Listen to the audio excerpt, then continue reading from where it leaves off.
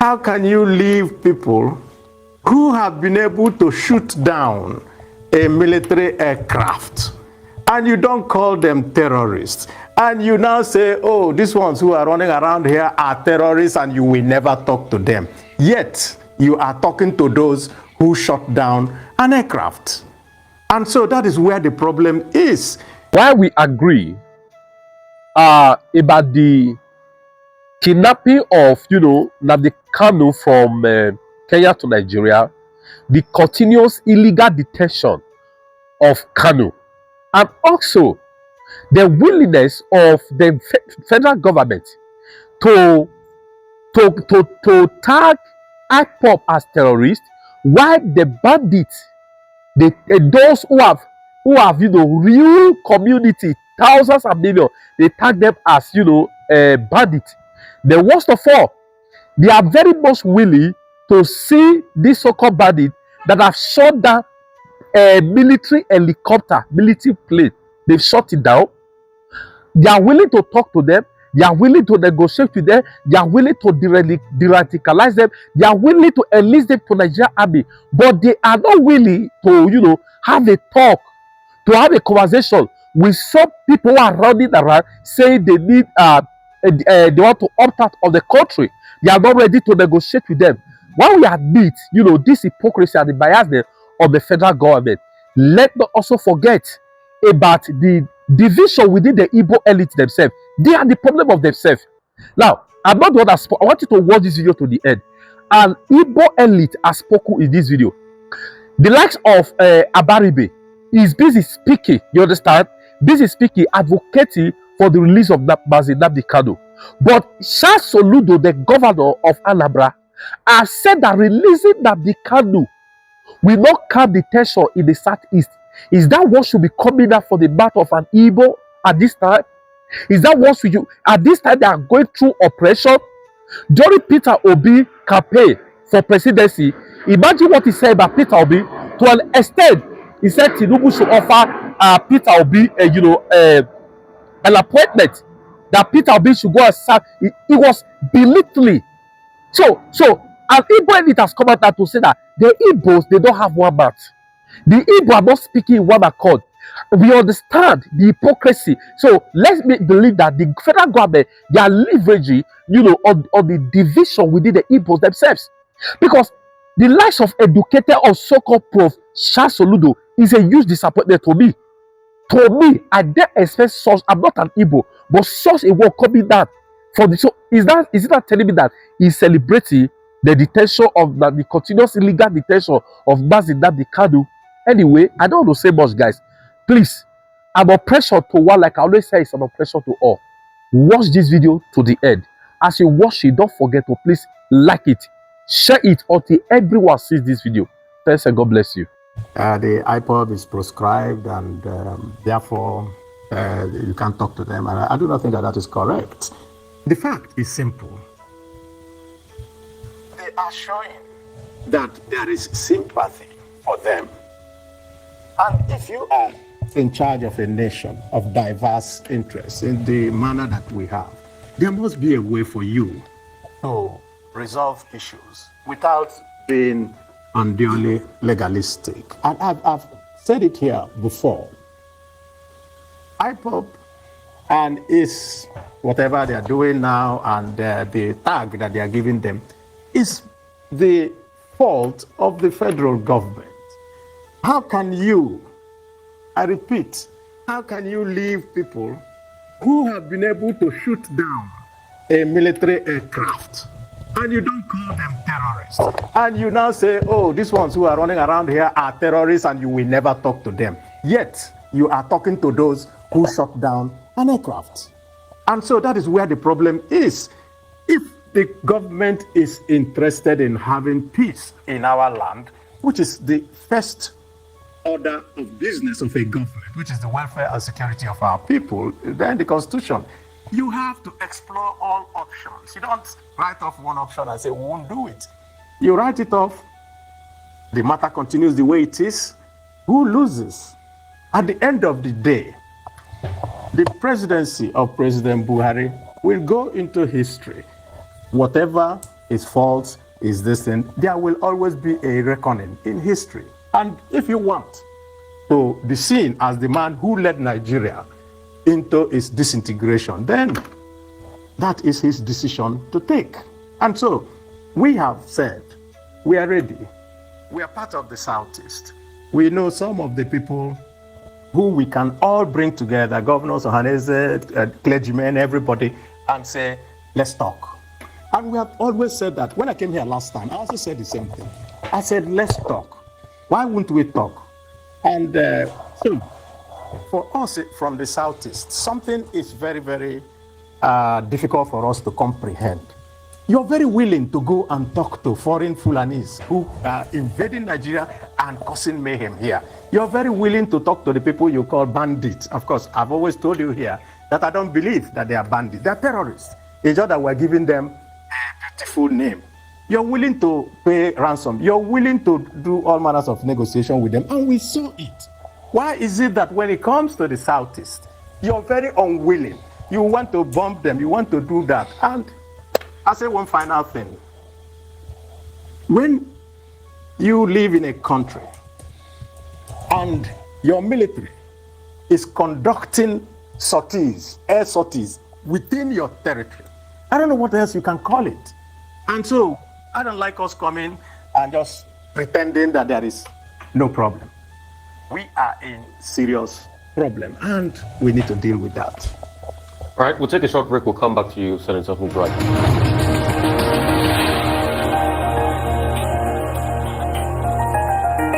All right, welcome back to the Morning Show right here on the Rise News channel. We still have Senator Ina Barbe, Senate Minority Leader, former Governor of Abia State, and we're talking about a lot of issues as regards the southeast of Nigeria.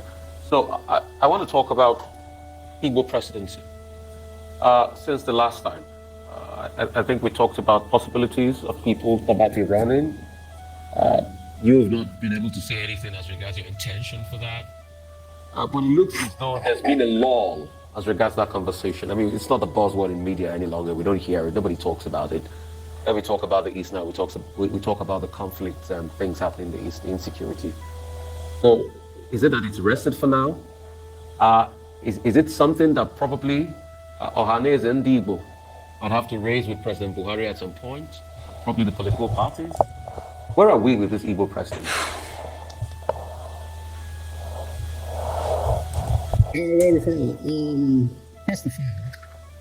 Running for any office, you have to do it within the milieu of a political party, especially as the fact that we do not have independent candidates. Two, let me borrow the words of my good friend Peter B, who said that Nigeria is an engine of a vehicle that has knocked. And once that you don't go and look for a driver for a knocked engine because the vehicle will not move. So what you need is a mechanic, a good one that can repair the engine. And I think that there are very good mechanics in the Southeast, just like there are mechanics everywhere, but very good mechanics in the Southeast. What has led to what you think is a lull is that both parties are going through a period of getting the party leadership set. And it is only after that that you will now see people come out to say, I would like to put my heart in the ring. And I think that it's a process that we're going to see in the next few months. As for myself, I do not think that those who are doing the job of presidency today are much better than me. So when the time comes, I will let you know, Rufai, whether we will do much more. Because like I said, the best mechanics are in the Southeast. Okay, thank you. Well, okay, a number of issues that you address at that Southeast Caucus meeting. One of them is the Sitato murder and all of that. The other is the Namdi Kanu case. The meeting resolved that a committee will be set up to engage with federal government stakeholders to find a solution to the continued detention of Mazin Namdi Kanu, and that the Southeast Caucus will report back to Indigo on a regular basis.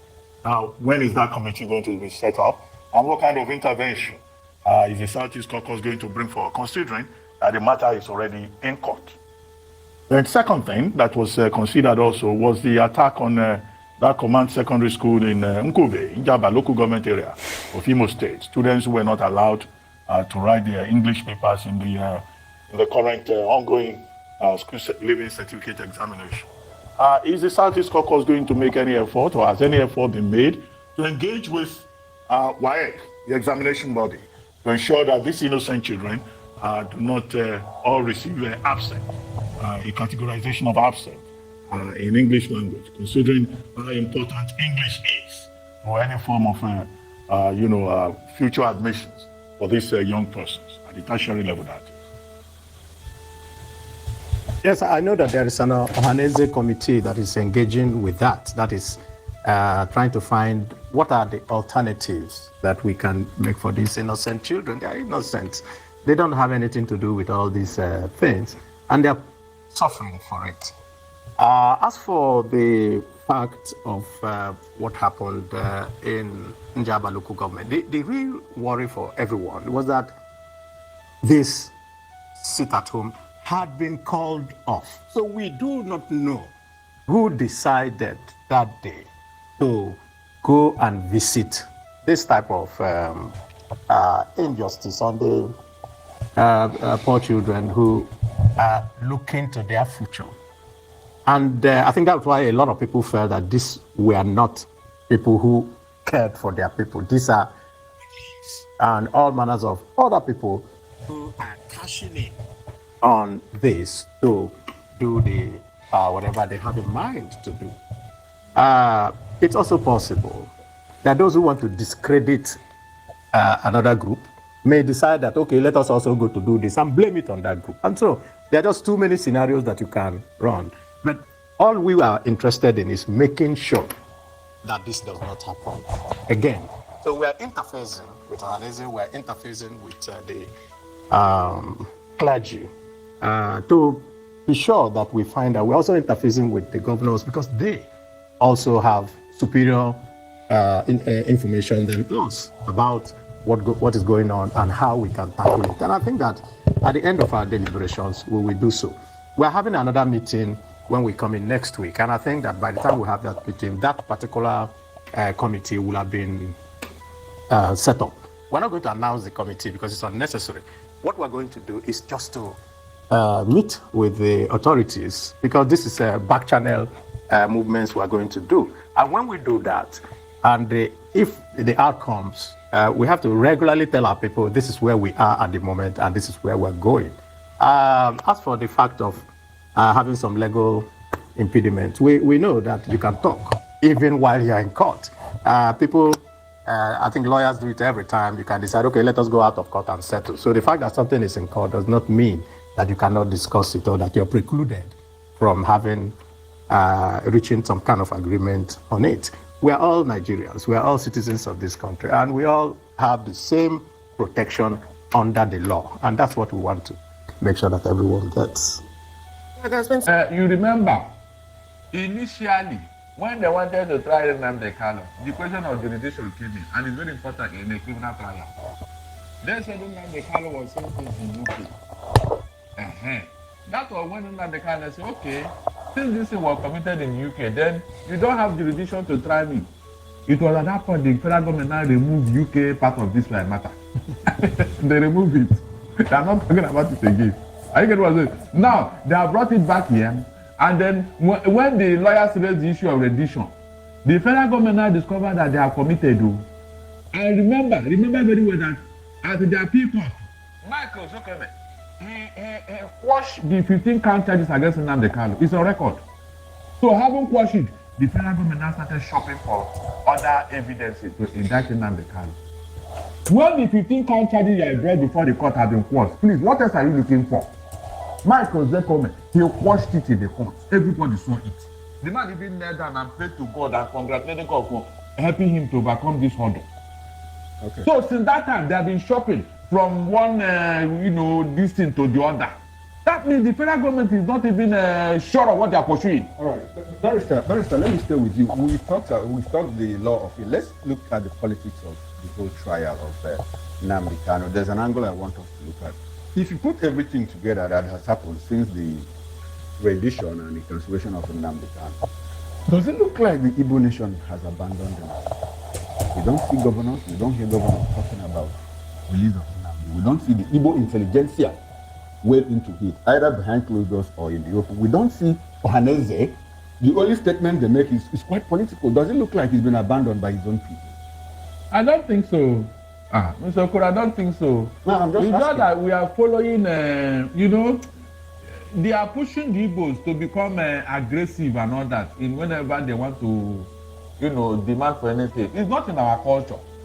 I know some people who would have been carrying dagger, cutlass and gun whenever this matter come up and insisting that their son should be. It's not in our culture. That's the truth. But essentially, I want us to look at the role of the elites, the Igbo elites, the role they have played. They have done what they're supposed to like do. What? They have made representation to Buhari and to Tinubu, the highest office holders in the land.